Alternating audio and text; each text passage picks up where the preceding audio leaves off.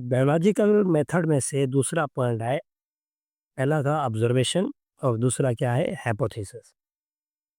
अब हाइपोथेसिस वाले क्या कह रहे हैं, इनमें हमें कहेंगे कि कोई साइंटिस्ट साइंटिस्ट माने वो बंदा जो साइंस में एक्सपर्ट हो। अगर साइंटिस्ट की बात नहीं कर रही तो कह रहे हैं कि भाई कोई इंटेलिजेंट बंदा हो, इंटेलिजेंट कोई ज़हीन बंदा हो या कोई एक्सपर्ट हो। सो वो इंटेलिजेंट साइंटिस्ट और एक्सपर्ट क्या करे, वो किसी चीज़ को गेस करे। अब ये तो हो गया अंदाज़ा, अंदाज़ा लगाए। अगर कोई साइंटिस्ट कोई एक्सपर्ट अंदाज़ा लगा रहा है किस चीज़ का, किसी भी चीज़ का, जैसे किसी एक्सपर्ट ने इंटेलिजेंट ने अंदाज़ा लगाया कि मेरे ख्याल में ये जो प्लाज्मोडियम है, प्लाज्मोडियम, अब हम क्लास लेंथ की बात कर रहे हैं तो इसलिए हम प्लाज्मोडियम का डिस्कस कर रहे हैं। Plasmodium is the is the cause of malaria. अब किसी एक्सपर्ट ने अंदाज़ा लगाया और किसी एक्सपर्ट ने कह दिया कि प्लाज्मोडियम ही है जो मलेरिया की बीमारी फैलाता है। तो इस इंटेलिजेंट गेस को, इस साइंटिस्ट को, इस एक्सपर्ट का जो अंदाज़ा है उसको हमने नेम क्या दिया, हाइपोथेसिस। इसके बाद फिर बायोलॉजिकल मेथड कहता है कि भाई आप रीजनिंग बताएं। What is the reasoning.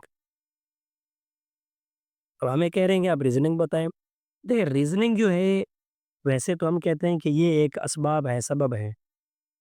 तो रीजनिंग वाले क्या करते हैं, इसमें जो बायोलॉजिस्ट होते हैं, अब हम बायो की बात कर रहे हैं तो इसलिए हम क्या कहेंगे, बायोलॉजिस्ट।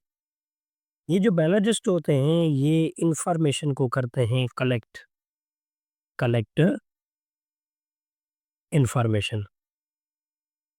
बायोलॉजिस्ट ने इंफॉर्मेशन को कर दिया कलेक्ट, लेकिन इंफॉर्मेशन किसके बारे में, अबाउट एनी प्रॉब्लम, किसी मसले के बारे में उन्होंने एक इंफॉर्मेशन जो है वो कलेक्ट कर दी।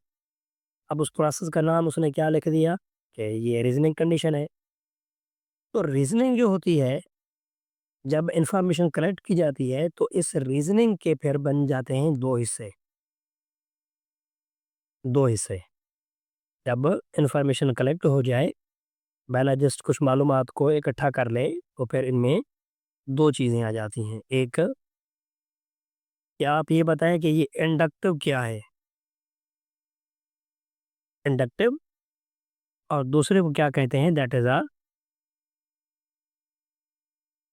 डिडक्टिव। अब इन दोनों में आप लोगों को लफ्ज़ ये रीजनिंग इस्तेमाल करें, inductive reasoning and deductive reasoning. तो इंडक्टिव और डिडक्टिव जो रीजनिंग होती है, ये दो दो अल्फाज पर डिपेंड करती है। जैसे अगर इंडक्टिव है तो इसको हम कहेंगे कि ये होगी एक चीज़, that is a specific, specific. Specific को किस तरफ जाना है, जनरल की तरफ। और इसमें क्या होगा कि इसमें आप जर्नल को ले जाएंगे किस साइड, स्पेसिफिक साइड। तो चीज़ें हो गई। अब स्पेसिफिक टू जनरल का हम एग्जांपल ऐड करते हैं। भाई स्पेसिफिक जो चीज़ है उसको मैंने एक नेम दे दिया, दैट इज अ प्लाज्मोडियम। ये है प्लाज्मोडियम। अब अगर प्लाज्मोडियम स्पेसिफिक है तो जनरली वो कौन सी चीज़ काज करेगा, मलेरिया की बीमारी। या यूं कह सकते हैं कि ये एक शार्क, एक फिश का काइंड है। तो स्पेसिफिक फिश है, अगर जनरली कहेंगे तो क्या हो जाएगी, फिश हो जाएगी। अगर मैं कहने कह दिया कि भाई ये एक डॉक्टर है, तो ये डॉक्टर जनरली क्या होगा, ये ह्यूमन है।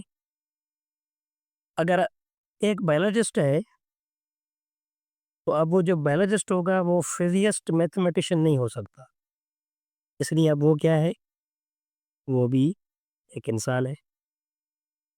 तो इसी लिहाज से कहते हैं कि प्लाज्मोडियम जो है ये स्पेसिफिक चीज़ है और ये कॉज़ क्या करता है जनरली हर इंसान के अंदर मलेरिया। अब यहाँ पे देखेंगे अब जनरली मैं देख रहा हूँ कि भाई ये है मलेरिया। जिस इंसान को जनरली मलेरिया की बीमारी होती है, वो एक स्पेसिफिक कोई चीज़ होगी जो इस मलेरिया को कॉज़ करेगी, वो स्पेसिफिक चीज़ कौन-सी होगी? वो होगी प्लाज़्मोडियम। अब ये क्लीन क्रिएचर हो गया। और अगर मैं कह दूँ कि भई ये स्पेसिफिक बीमारी है जिसका नाम है टीबी, ये कौन कॉज़ कर रहे हैं? ये कर रहे हैं माइको माइकोबैक्टीरियम ट्यूबरकुलोसिस, बैक्टीरिया का नाम हो गया। और इसी कंडीशन में अगर ये हम कह रहे हैं कि भई ये है disease that is a rabies, तो ये कॉज़ कौन कर रहा है? ये रेबीज़ वायरस या ये कॉज़ कर रहे हैं रेब्डोवायरसेस। इसको हम क्या कहते हैं? इसको हम कहते हैं दिस इज़ अ रीज़निंग। ये हाइपोथेसिस के बाद आती है।